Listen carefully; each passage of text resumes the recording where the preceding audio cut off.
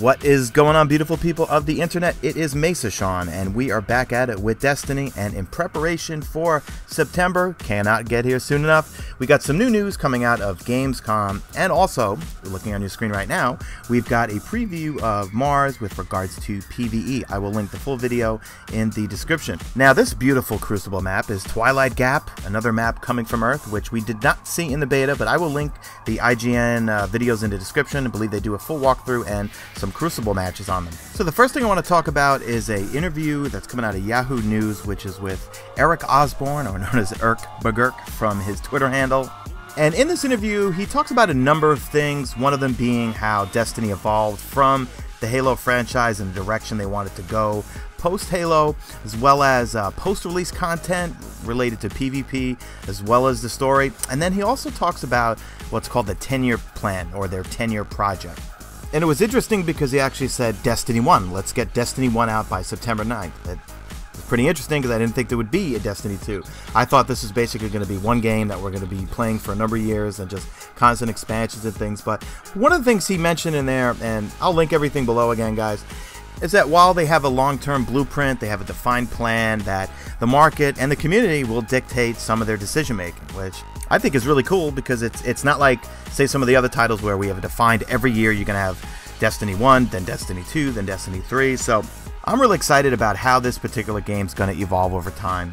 I don't think it's anything like any other title that's been out in recent years, and we have a lot to look forward to with this game. Then also in Gamescom, Irk did an interview with IGN. I will also link that in the description, where he tackles some questions regarding PvP, as well as some buffs, nerfs. We'll go over that real quick. Not much to talk about. First thing is that the Interceptor in PvP is going to get a nerf, and if you guys know me from my channel, those things don't really bother me at all. In the one map we had to play on, First Light the Moon, they didn't really bother me at all because I just stayed away from the sides of the map while everyone got into their pikes and interceptors and battled it out for the first 5 minutes until they all died. I just slowly walked down my corridors, Cap C, and then walked over to Cap B with no problems. So, I don't know. Now it's one interceptor per map, and it will spawn in the middle of the map, and then once it's destroyed, it will respawn again at some time. I don't know how they're going to work that, but our team leader, announcer, whatever you want to call him, is going to tell you when the next one, so you can decide whether you want to go grab it, or for me, I just avoid them.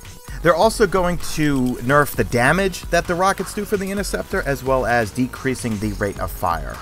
Now, from a weapons perspective, we are getting a buff in the hand cannons and also the pulse rifles. And I actually got a live comm coming up in the next couple days where I used the Suros. It was kind of the only pulse rifle I was semi-decent with. I'm not good with using burst fire type weapons in any first-person shooter game, but I did pretty well in this one game, so I figure I will post it. But yeah, they are buffing them. We don't know anything regarding stats or anything, so we'll look forward to that. I think it's a good idea because I like variety. I like to use different guns, and I feel like I was really stuck. Well, not stuck, but I was using a Sidonia AR3 pretty much the whole time once I found it. I think I used maybe the Galahad for a bit until I found the Sidonia, and I still never found the Shinjin, but hopefully in the final build I will finally find my Shinjin.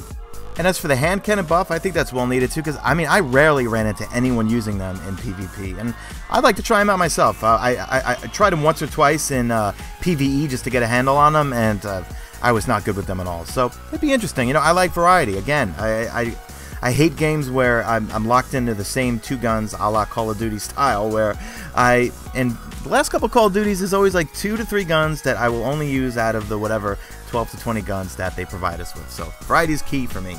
We also got a little bit of information on the Dark Below expansion. Hopefully you guys, if you already pre-ordered Destiny, you also got your expansion packs, or you bought some of the different editions that are out there. I'm looking forward to my limited edition and ghost edition, and I will give away one of those. I just don't know which one because I want to keep them both. But he talked a little bit about the first expansion, Dark Below, where it's not going to be like other titles where, you know, I keep bringing Call of Duty up for an example, but you know, what else do I have to relate it to?